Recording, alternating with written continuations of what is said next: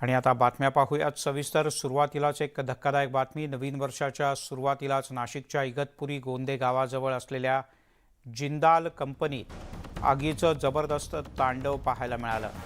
या भीषण आगीमध्ये 2 जणांचा मृत्यू झालाय तर 14 जणांना वाचवण्यात यश आलं आहे। चौघांची प्रकृती काहीशी गंभीर असल्याची माहिती प्रशासनाकडून मिळते। सकाळच्या सुमारास स्फोट होऊन आग लागली। जिंदाल ग्रुपची पॉलीफिल्मची निर्मिती करणारी ही कंपनी आहे। या कंपनीमध्ये आधी स्फोट झाला आणि त्यानंतर अवघ्या काही क्षणांमध्ये आग लागली। तर नाशिक ग्रामीण अग्निशमन दलाचे जवान तातडीनं घटनास्थळी दाखल झाले आणि आगीवर नियंत्रण मिळवण्याचं काम युद्धपातळीवर लगेचच सुरू करण्यात आलं।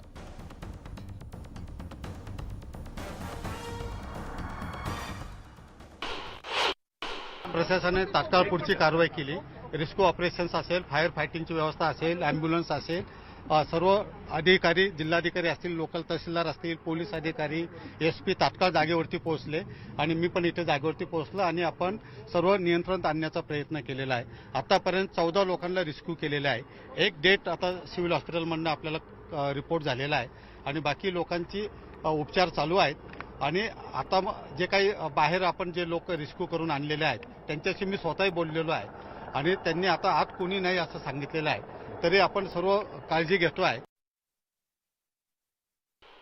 केमिकल आग असल्यामुळं आपलं नॉर्मल जे फायर टेंडर्स आहेत त्याच्यापेक्षा आपल्याला फोम टेंडर्स लागतात आणि याला अँटीडोट लागतो। त्या फोम टेंडरमध्ये इतर केमिकल मिक्स केले की आग आटोक्यात येते। ते सर्व उपलब्ध झालेलं आहे।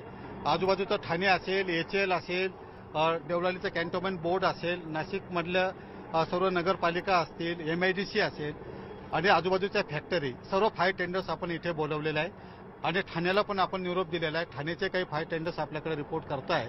तर अशा प्रकारे आपण शर्थीचे प्रयत्न करून जीवितहानी होणार नाही याची सर्व काळजी घेतोय। दरम्यान इथे जखमींच्या मदतीसाठी तातडीनं हेलिकॉप्टर सुद्धा दाखल झालं। तर जखमींना जिथे दाखल केलं ते सुयश हॉस्पिटलच्या इथला आढावा घेतला आमच्या प्रतिनिधीनं। पाहूया। नाशिक जिंदाल आग प्रकरणात आतापर्यंत 2 महिला कामगारांचा मृत्यू झाल्याची माहिती आपल्याला सुयश हॉस्पिटलच्या डॉक्टरांनी दिलेली आहे। आता मी उभा आहे इथे ज्या ठिकाणी या जखमी झालेल्या कामगारांना ॲडमिट करण्यात आलेलं आहे। 19 कामगार जखमी झाले होते, त्यापैकी 2 महिला कामगारांचा मृत्यू झाला, तर 17 कामगार जखमी झालेले आहेत। त्यांच्यावर सुयश हॉस्पिटलमध्ये उपचार सुरू आहे। त्याच्यापैकी काहींची प्रकृती जी आहे ती गंभीर आहे। थोड्याच वेळात इथे मुख्यमंत्री एकनाथ शिंदे येणार आहे, ते या आढावा घेणार आहे आणि इथे त्याच्यामुळे पोलीस बंदोबस्त वाढवण्यात आलेला आहे। काही वेळातच मुख्यमंत्री एकनाथ शिंदे यांचं आगमन होणार आहे आणि ते हॉस्पिटलमध्ये जाऊन जखमींची विचारपूस करून याची ते माहिती घेतात। प्रभू शेख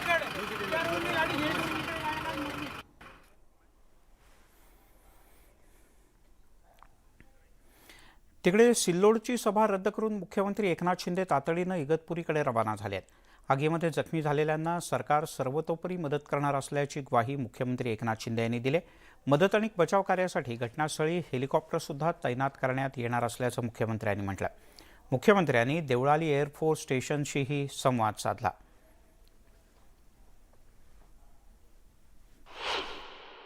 आपली सगळी यंत्रणा तिकडे काम करते। मी सातत्याने त्यांच्याबरोबर बोलतोय। कलेक्टर, कमिशनर सगळे लोक आहेत तिकडे।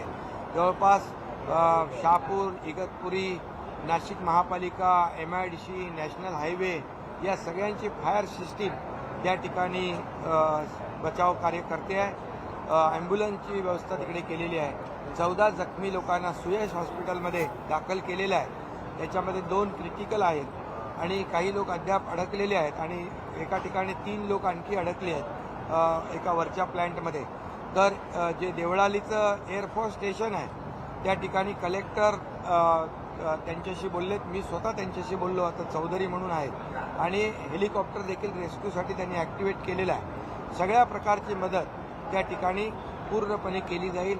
सगळ्यात आधी लोकांचा जीव वाचवण्याचे शर्थीचे प्रयत्न आमची सगळी यंत्रणा करते आहे।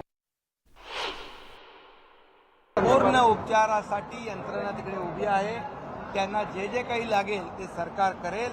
बिलकुल त्यामध्ये कुठेही काही कमतरता आम्ही पडू देणार नाही। जखमींना काही मदत वगैरे? आता मी सगळी माहिती घेतल्यानंतर सरकार त्यांना पूर्ण मदत करेल. जखमींना पूर्ण त्यांचा उपचारापासून सगळं आपण करू. कुठेही काही सरकार याच्यामध्ये त्रुटी ठेवणार नाही. आमची सगळी यंत्रणा तिकडे जागेवर आहे. मी जेव्हा आग लागल्यापासून मी त्यांच्या संपर्कामध्ये आहे. दरम्यान इगतपुरीला जे अग्नितांडव झालं यातल्या जखमींची काही नावं समोर येत आहेत. यामध्ये राकेश सिंह, गणेश यादव, हिरामण यादव, पवित्रा मोहिती, कुमार संजीव, कैलास कुमार सिंह, ज्ञानेश्वर यादव, श्रद्धा गोस्वामी, याचिका कटियार, पूजा सिंह, अबू तालीम, मनोजत पाठक, लखन सिंग, गजेंद्र पाल आणि सूर्यकुमार राऊत यांचा समावेश आहे.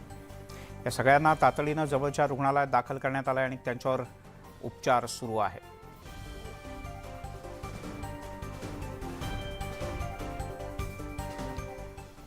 कंपनी में अचानक आग आई है।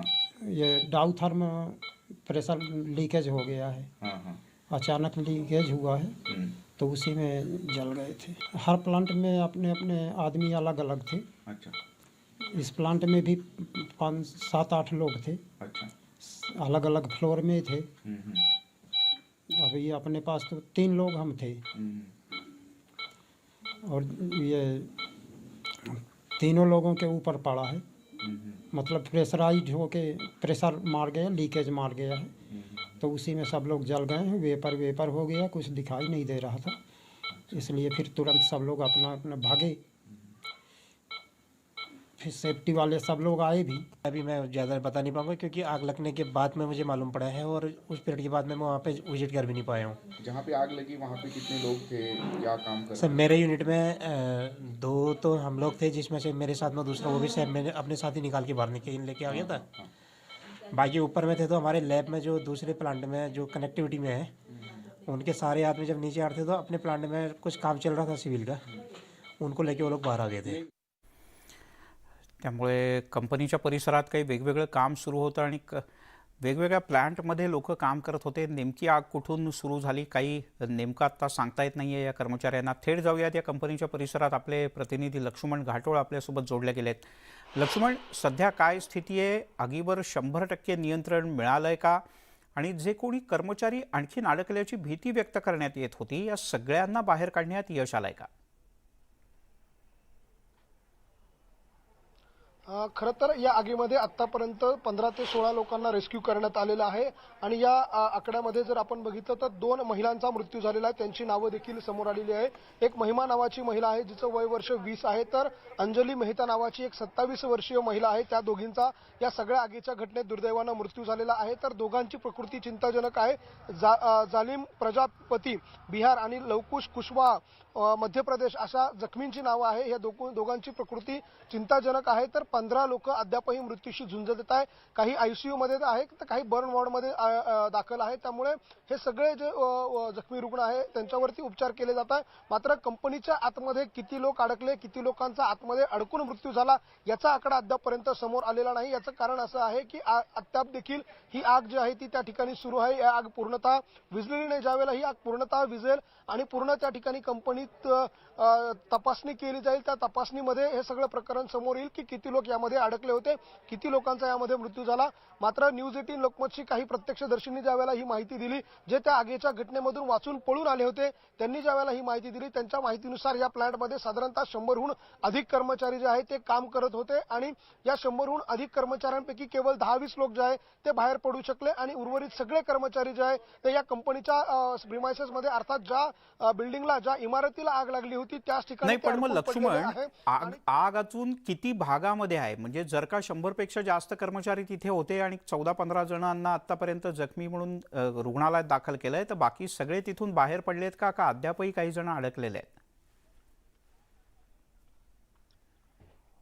मिलिंद सर, मी तुम्हाला हेच सांगतोय की यापूर्वी देखील आपण असं सांगितलेलं आहे, जी माहिती आपल्याला प्रत्यक्षदर्शींनी दिलेली आहे त्यांच्या माहितीनुसार आतमध्ये अद्याप देखील 60-70 लोक जे आहेत ते अडकून पडलेले आहे. त्यांचा अद्यापपर्यंत तपास लागले नाही, ते सापडत नाहीये किंवा आतापर्यंत मिळून आले नाही. याचं कारण असं आहे की आजही आत्ताच्या क्षणाला देखील ज्या इमारतीला आग लागली ती, ज्या इमारतीमध्ये या सगळ्या डिझेल टँकचा स्फोट झाला होता, ती पूर्णतः इमारत जळत आहे. अद्यापही त्या ठिकाणी आगीचे लोट जे आहे ते बाहेर पडत आहे, धूर बाहेर पडतो, त्यामुळे त्या ठिकाणी मदत कार्य पोहोचू शकलेलं नाहीये.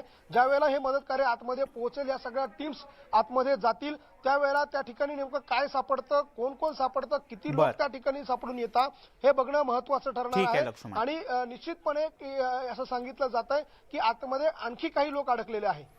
लक्ष्मण, तुर्तास धन्यवाद या सगळ्या माहितीबद्दल. दरम्यान उपमुख्यमंत्री देवेंद्र फडणवीस यांनी नाशिकच्या अग्नितांडवातील नागरिकांच्या प्रति संवेदना व्यक्त केली. देवेंद्र फडणवीस यांनी ट्विटरवरून काय म्हटले पाहूयात. नाशिक जिल्ह्यात इगतपुरीच्या नजीक जिंदाल कंपनीत स्फोटामुळे आग लागल्याची दुर्दैवी घटना घडली आहे. आग विझवण्यासाठीचे शर्थीचे प्रयत्न प्रशासनाच्या वतीने करण्यात येत आहेत. अतिरिक्त अग्निशमन दल सुद्धा पाचारण करण्यात आलं आहे.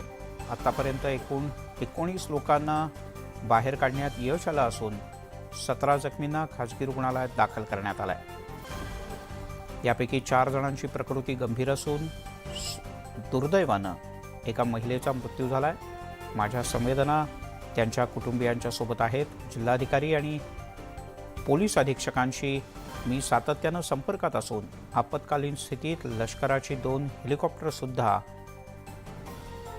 सज्ज ठेवण्यात आली आहे.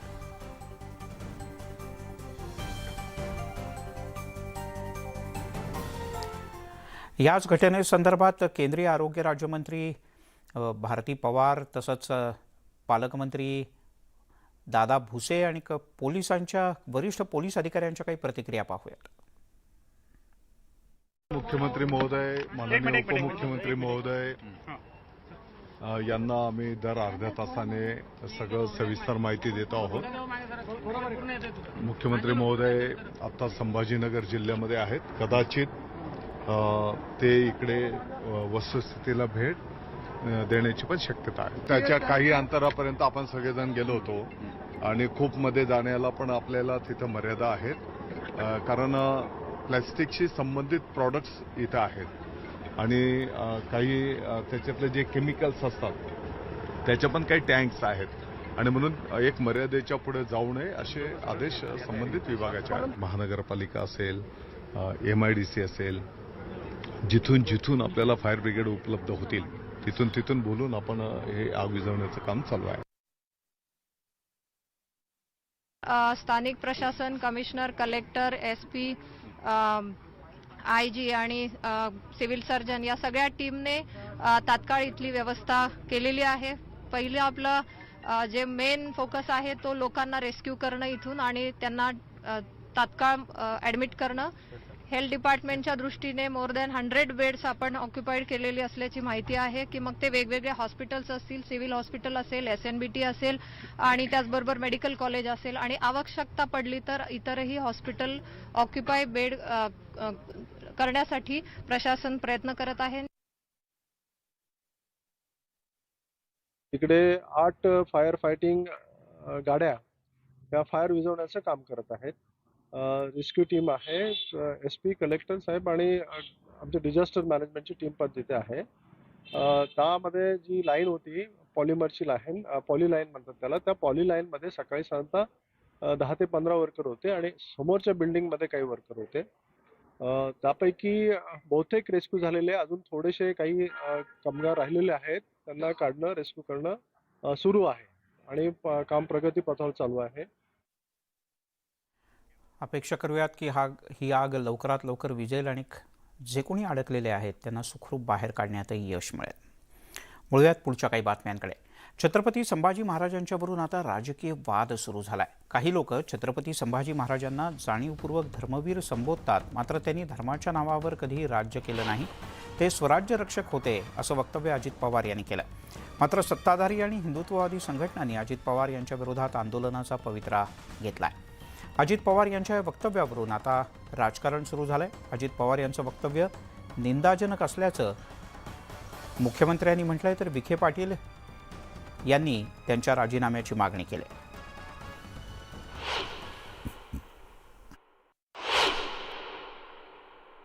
बोलताना सगळ्यांनी माहिती घेऊन बोललं पाहिजे, काही तारतम्य बाळगून बोललं पाहिजे. धर्मवीर ही पदवी आम्ही तुम्ही दिलेली नाहीये, ही त्यांना वर्षानुवर्षपूर्वी पासून त्यांना धर्मवीर म्हणतात.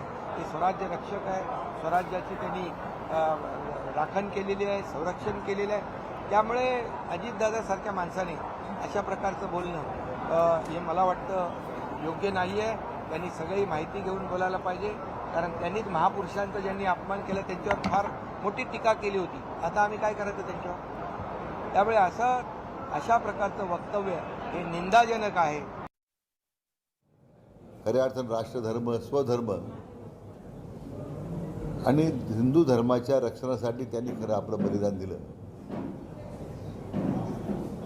मला वाटतं अजित पवार हे जाणीवपूर्वक आज जनतेची दिशाभूल करताना दिसत आहेत. पण ते विसरलेत की छत्रपती संभाजी महाराज हे स्वराज्याचे रक्षक होतेच, परंतु ते धर्मवीर देखील होते. खरं म्हणजे माझी तर मागणी आहे की अजित पवारांनी त्यांच्या ह्या बेताल विधानामुळे छत्रपती संभाजी महाराजांचा त्यांनी जो अवमान केलेला आहे त्याच्याबद्दल महाराष्ट्राच्या जनतेची माफी मागावी. आम्ही हिंदवी स्वराज रक्षक धर्मवीर छत्रपती संभाजी महाराजांना धर्मवीरच म्हणणार असं ठणकावून धरणवीर अजित पवारांना आणि त्यांच्या राष्ट्रवादीच्या मंडळींना सांगतो. धरणवीर असणाऱ्यांना धर्मवीर ही पदवी कधीच कळणार नाही. जास्त वेळ न घालवता थोडी पण लाज राहिली असेल तर महाराष्ट्राच्या विरोधी पक्षाच्या पदावर जो ठपका लागलाय तो अजित पवारांनी पदाचा राजीनामा देऊन मोकळं व्हावं अशी मागणी मी ह्या निमित्ताने करतो. भारतीय जनता पक्षानं राजे संभाजी यांना धर्मवीर म्हणून त्यांची प्रतिमा मलिन केले. संभाजी महाराज हे धर्मवीर नव्हे स्वराज्य रक्षक होते असं ठाम मत राष्ट्रवादीचे आमदार अमोल मिटकर यांनी व्यक्त केलं. ची संघटना असेल किंवा मिलिंद एकबोटेसारखी संघटना असेल, अशा काही लोकांनी संभाजीराजांना धर्मवीर म्हटलं. पण छत्रपती संभाजी महाराजांची खरी प्रतिमा जी इतिहास संशोधकांच्या नजरेतून आहे, ज्यामध्ये वासी बेंद्रे, त्यानंतर डॉक्टर जयसिंगराव पवार सर अशा लोकांनी स्वराज्य रक्षक हीच भूमिका मान्य केलेली आहे. आणि डॉक्टर खासदार अमोल कोल्हेंच्या सिरियलचं नाव सुद्धा स्वराज्य रक्षक छत्रपती संभाजी महाराज आहे. रात्रंदिवस जे महापुरुषांचा अपमान करतात त्यांना बोलण्याचा कुठलाही नैतिक अधिकार संभाजी महाराजांबद्दल नाही. धर्मवीर ही आता राजकीय लोकांना सुद्धा उपाधी लागते. मी सध्या बुलढाणा शहरात आहे आणि येत असताना एक कटआउट मला धर्मवीर संजय गायकवाड असं तुमच्या आमदार साहेबांचं पण दिसलं. तिकडे शिक्षण मंत्री दीपक केसरकर यांनी साईबाबांच्या चरणी नतमस्तक होत आशीर्वाद घेतले. यावेळेला दीपक केसरकर यांनी अजित पवार यांना टोला लगावला. छत्रपती संभाजी महाराज हे धर्मरक्षक आणि स्वराज्य रक्षक देखील होते. त्यांनी यातना सोसल्या, मात्र धर्म बदलला नाही. त्यासोबतच अजित पवार हे बाहेरून कठोर, मात्र त्यांचं मन निर्मळ आहे असंही केसरकर यांनी नमूद केलं.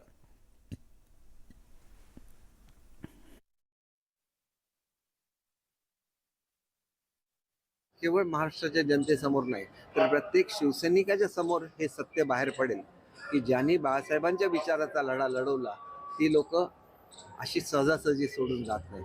काहीतरी निश्चितपणे असं घडलेलं आहे की ज्याच्यामुळे ही लोक बाहेर पडली. आणि ते काय घडलं याचं आत्मपरीक्षण जसं मी केलं पाहिजे तसं आमच्या पक्षप्रमुखांनी सुद्धा केलं पाहिजे त्यावेळेच्या, असं मला वाटतं. आणि तसं झालं तर मग शिवसेना एक संघ व्हायला वेळ लागणार की अजितदादा काहीही बोलले तरी अजितदादांचं मन निर्मळ आहे याची मला खात्री. मी अजितदादांच्या बरोबर काम केलेलं आहे. बोलताना फटकळ बोलतील, परंतु मनापासून एक विरोधी पक्षनेता कसा असावा तसं आम्हाला मुख्यमंत्री उपमुख्यमंत्री महोदयांचा अभिमान आहे, तसं आमच्या विरोधी पक्षनेत्याचं सुद्धा आहे. बोलूयात पुढच्या काही बातम्यांकडे. निवडणुकीच्या घोषणापत्रात उद्धव ठाकरे यांनी रश्मी ठाकरे यांच्या नावावरील कोर्लाई इथले 19 बंगले दाखवलेले नाहीत. कर लागू असलेले हे बंगले आता गायब झालेत. उद्धव ठाकरे यांनी पदाचा गैरवापर करत अधिकाऱ्यांवर दबाव आणत हे काम केल्याचा आरोप किरीट सोमय्या यांनी केला. या प्रकरणी उद्धव ठाकरे आणि तत्कालीन जिल्हाधिकारी रायगड जिल्हा परिषदेचे मुख्याधिकारी यांच्यावर गुन्हा दाखल करण्याची मागणी किरीट सोमय्या यांनी रेवदंडा पोलीस स्थानकात केली आहे. या प्रकरणी त्यांनी पोलिसांना एक पत्र दिलं असून भारतीय दंड संहिता कलम 420 प्रमाणे गुन्हा दाखल करावा अशी मागणी केली.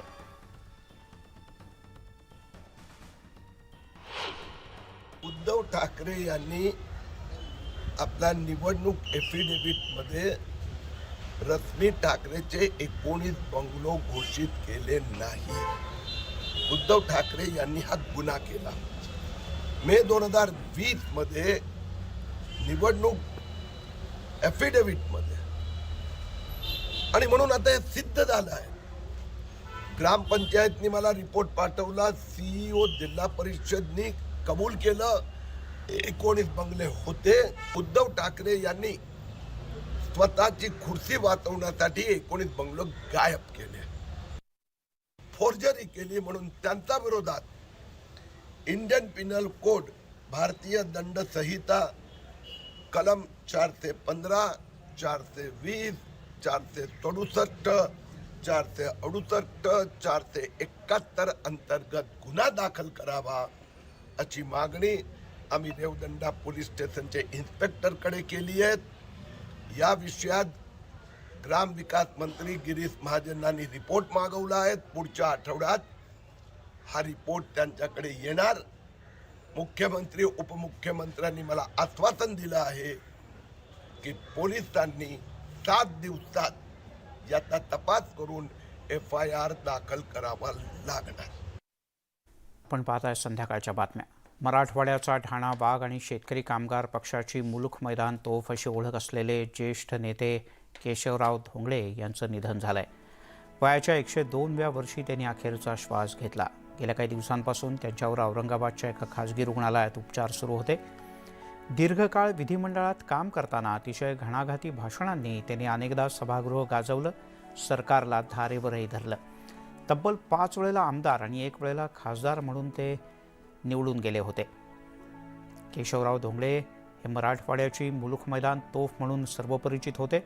कंधार तालुक्यातील गौळ गावात जन्मलेल्या केशवरावांनी आयुष्यभर पिचलेल्या समाजाचेच प्रश्न मांडले. त्यांच्यासाठी त्यांनी अनेक आंदोलनं केली. त्यांची आंदोलनं कायमच लक्षवेधी असायची.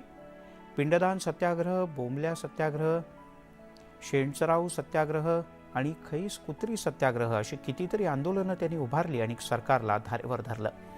5 वेळेला विधानसभेचं प्रतिनिधित्व केलेल्या केशवरावांनी आणीबाणीच्या काळात नाशिक मध्यवर्ती कारागृहात 14 महिने तुरुंगवासही भोगला होता. आणि या क्षणाची सगळ्यात मोठी आणि महत्त्वाची बातमी, राज्याचे मुख्यमंत्री एकनाथ शिंदे नाशिकमध्ये दाखल झालेत आणि पुढच्या काही मिनिटात ते इगतपुरीत पोहोचतील. इगतपुरीतला जे अग्नितांडव झालेलं आहे त्या अग्नितांडवाच्या इथे स्वतः मुख्यमंत्री एकनाथ शिंदे हे भेट देणार आहेत. तसंच सुयश रुग्णालयात जाऊन ते जखमींची विचारपूस करतील. सध्या ते रुग्णालयाच्या परिसरात दाखल झाल्याची लाईव्ह दृश्य आपण पाहतो आहोत न्यूज 18 लोकमतवर. काही क्षणांपूर्वीची दृश्य, मुख्यमंत्री सध्या या सुयश रुग्णालयात आहेत जिथे या जखमींना दाखल करण्यात आलं. या जखमींची विचारपूस करण्यासाठी मुख्यमंत्री एकनाथ शिंदे इथे पोहोचले आहेत. आज सकाळी या दुर्घटनेची माहिती मिळताच अगदी नाशिकपासून ठाण्यापर्यंत विविध ठिकाणच्या अग्निशमन दलासह आपत्ती निवारण कक्षाला सतर्क करण्यात आलं. प्रामुख्यानं पॉलिमर प्रकारातली ही उत्पादन करणारी कंपनी असल्यामुळे ज्याच्यात नायलॉन, प्लास्टिक आणि अन्य केमिकल्सचा मोठ्या प्रमाणात वापर होतो, त्यामुळे फोम आणि अन्य काही विशिष्ट प्रकारची साधनच इथे अग्निशमन करण्यासाठी अत्यंत आवश्यक होती आणि त्याकरता ठाण्यापासून विविध ठिकाणची अग्निशमन यंत्रणा आणि अग्निशमन दलाला तातडीनं सतर्क करण्यात आलं. सध्या या आगीवर पूर्णपणे नियंत्रण मिळवण्यात आलेलं नाही, तर अजूनही कंपनीच्या काही भागात आग आहे, धुराचे लोट आहेत आणि यावर पूर्णपणे नियंत्रण मिळवण्याचं काम सध्या युद्धपातळीवर सुरू आहे. आणि आपण ही काही क्षणांपूर्वीची दृश्य पाहतो आहोत. औरंगाबादचा आपला दौरा अर्ध्यात सोडून आणि सभा रद्द करून मुख्यमंत्री एकनाथ शिंदे हे तातडीनं हेलिकॉप्टरनं नाशिकच्या दिशेने निघाले. नाशिकमधून ते आता इगतपुरीत पोहोचत आहेत आणि तत्पूर्वी त्यांनी सुयस हॉस्पिटल जिथे या जिंदाल कंपनीत जो भीषण स्फोट झाला, अग्नितांडव झालं, त्यातल्या जखमींना इथे दाखल करण्यात आलं आहे. त्यांची चौकशी करण्यासाठी स्वतः मुख्यमंत्री पोहोचलेले आहेत. लक्ष्मण घाटोळ आपले प्रतिनिधी आपल्यासोबत आहेत. लक्ष्मण, मुख्यमंत्री पोहोचलेत, आणखीन कोण कोण आहेत त्यांच्यासोबत? भारती पवार पण आहेत का, केंद्रीय आरोग्य राज्यमंत्री?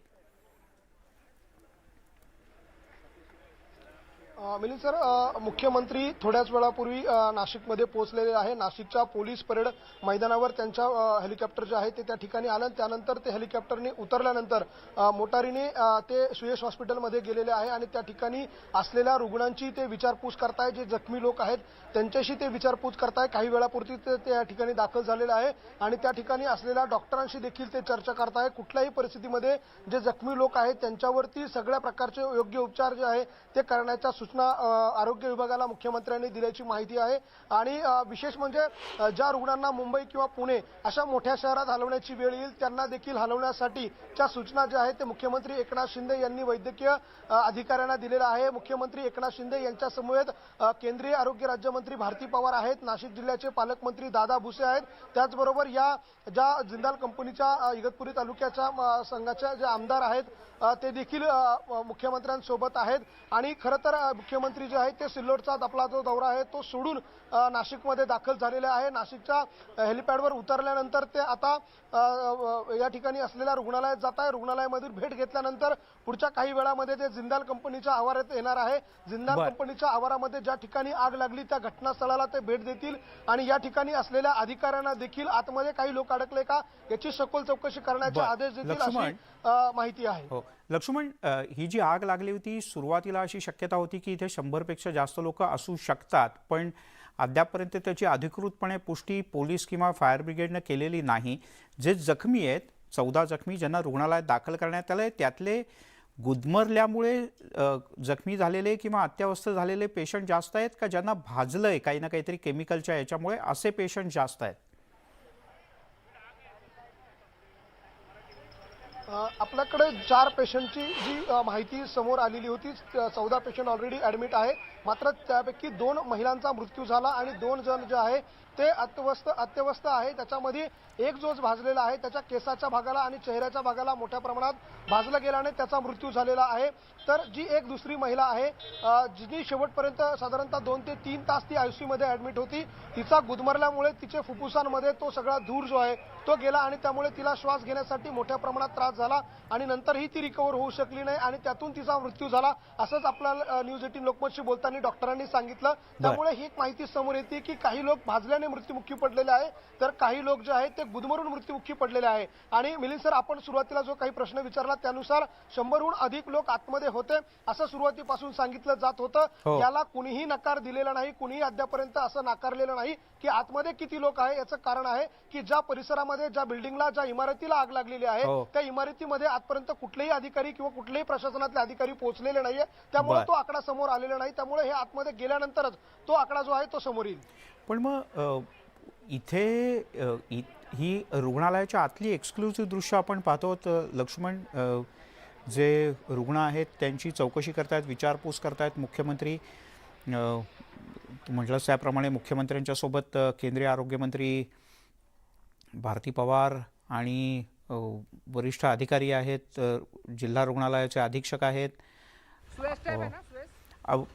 लक्ष्मण, ज्या ठिकाणी अजूनही अधिकारी पोचलेले नाही आहेत काही ना काही कारणामुळे, म्हणजे तिथे आगीचं प्रमाण जास्त आहे किंवा धुराचं प्रमाण जास्त आहे, आत्ताची काय अपडेट आहे? अग्निशमन दलाचे अधिकारी काय सांगतायत की जो धूर अद्यापही इथे धुमसतोय किंवा जी आग धुमसते त्याला पूर्णपणे नियंत्रणात आणण्यात आणखीन किती कालावधी लागू शकतो किंवा फोम किंवा अन्य काही प्रकारच्या डिस्टिंग्विशरची कमतरता आहे का?